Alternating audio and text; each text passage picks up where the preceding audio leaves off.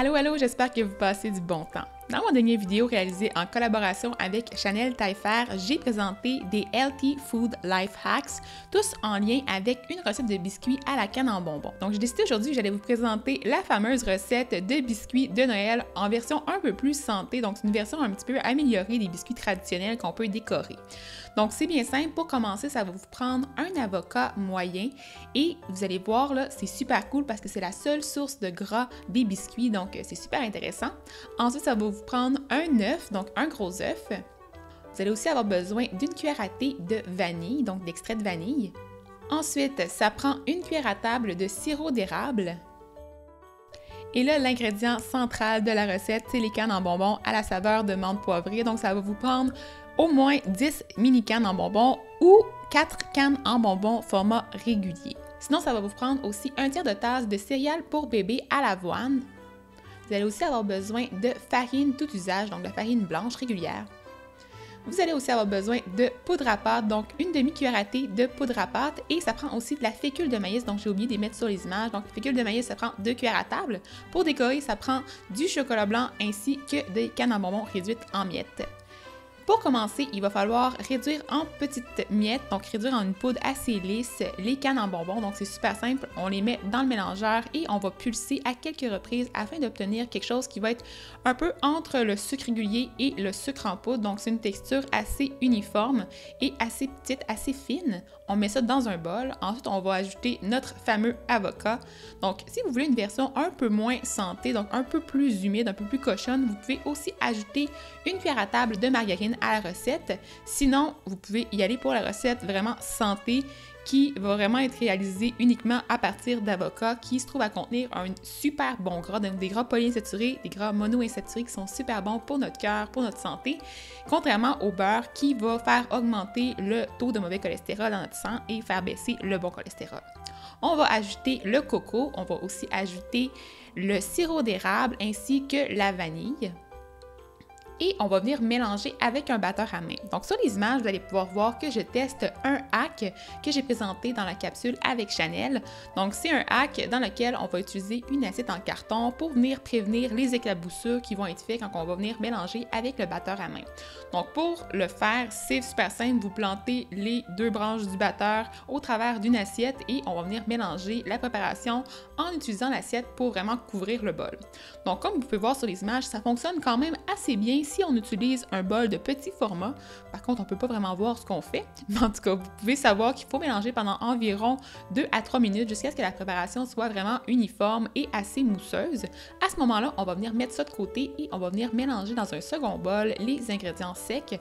Donc, ça prend la farine, ça prend aussi les céréales pour bébé, la poudre à pâte ainsi que la fécule de maïs. On va venir mélanger ensemble et ensuite, on va ajouter les ingrédients humides sur le dessus. Moi, ensuite, j'ai utilisé le batteur à main pour venir tester le truc avec un grand bol pour venir finalement réaliser que ça fonctionne vraiment pas du tout. Donc vraiment, là, l'assiette vient tomber dans la préparation. C'est vraiment désagréable. Donc, j'ai complètement retiré l'assiette et j'ai continué avec le batteur comme ça. Par contre, moi, je vous suggérais de ne pas utiliser du tout le batteur à main pour venir intégrer les ingrédients secs avec les ingrédients humides et de plutôt y aller avec une cuillère en bois, ce qui va vous faciliter la tâche, puis aussi, ça va vous empêcher de voir votre préparation devenir assez collante, assez, un peu comme du pain, de développer du gluten. Donc, quand on utilise le batteur à main, souvent, on mélange un peu trop et on va obtenir des biscuits qui vont être plus spongieux et plus élastiques. Donc, c'est pas ce qu'on veut d'un biscuit. Quand c'est préparé, quand c'est tout mis ensemble, on va venir déposer la pâte sur un papier parchemin qu'on peut préalablement recouvrir de farine et on va venir le rouler pour obtenir un petit billot d'environ 20 à 25 cm de long. À ce moment-là, on va venir le rouler dans le papier parchemin et on va ensuite le placer au congélateur pour environ 30 à 45 minutes minimum. Si vous voulez faire les biscuits à l'avance, vous pouvez aussi placer tout ça dans un sac Ziploc et laisser ça au congélateur pendant quelques semaines. Et au moment de préparer les biscuits, on va venir les décongeler pendant quelques minutes avant de les couper. Donc pour couper, c'est super simple, on coupe en deux, ensuite on va couper en quart, donc chacune des sections en 2 en quart et on va couper les petites sections, donc chacun des quarts en 3 parties égales pour obtenir environ 12 biscuits. Donc ça, c'est pour la technique de base. Vous pourriez aussi faire les biscuits avec des emporte-pièces si vous voulez. Donc c'est super simple, on va venir aplatir la préparation sur un plat de travail enfariné et on utilise des emporte-pièces comme d'habitude. Là, sur les images, je vous montre un autre hack que j'ai présenté dans la vidéo avec Chanel qui se trouve à être utiliser le dessous d'un verre pour faire des espèces d'étampes sur les biscuits. Donc, pour le faire, c'est super simple. Vous prenez un verre avec une belle texture, un beau design et vous venez le recouvrir d'huile, ensuite de farine et on va venir presser pour obtenir une empreinte sur notre biscuit, mais il faut vraiment s'assurer de presser égal de chaque côté pour ne pas obtenir un biscuit qui va être plus mince d'un bord que de l'autre. Donc, il faut obtenir un biscuit avec une épaisseur égale des deux côtés. Donc, une deuxième version des biscuits que vous pouvez faire, c'est en faisant des espèces de petites coupes de biscuits en utilisant le dos d'un moule à muffin sur lequel vous allez mettre un petit peu d'huile et ensuite vous allez placer la boule de biscuit et avec vos doigts farinés, vous allez venir vraiment écraser le biscuit pour former une petite coupe la plus égale possible, vraiment pour favoriser une cuisson uniforme. Donc, on prend les doigts, on met un peu de farine et on presse. C'est vraiment simple. On fait cuire environ 12 minutes au four à 350 et quand c'est cuit, c'est le moment de décorer. Donc, je vous suggère deux méthodes, deux hacks pour décorer les biscuits. Donc, c'est super cool. Vous pouvez faire ça avec des amis, vous faire un petit setup. C'est vraiment super agréable comme activité.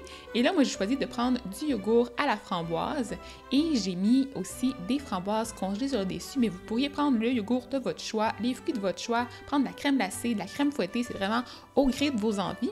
Et la deuxième méthode, c'est d'utiliser des petits bâtons à brochette pour faire des espèces de cookie pop qui se trouvent à ressembler un peu au principe des cake pop. Et là, vous pouvez décorer comme vous voulez. Vous pouvez prendre du chocolat blanc comme j'ai fait et mettre des cannes en bonbons aussi sur le dessus. Ça fait un petit rappel de la saveur des biscuits. Donc, je trouve que c'est vraiment une activité super cool à faire. Si vous avez aimé, donnez-moi un pouce en l'air. Aussi, abonnez-vous à ma chaîne si ce n'est pas déjà fait. J'ai d'autres vidéos de Noël de prévues pour vous et j'ai bien hâte de vous partager tout ça. Et n'oubliez pas de vous abonner à la page Facebook pour les défis pour vraiment rien manquer. Si vous avez aimé la recette, dites-moi aussi dans les commentaires en bas pour me dire qu'est-ce que vous avez aimé de la recette, comment vous l'avez fait et tout ça. J'ai hâte d'en savoir plus et je vous souhaite une bonne fin de journée et on se revoit bientôt. Bye bye!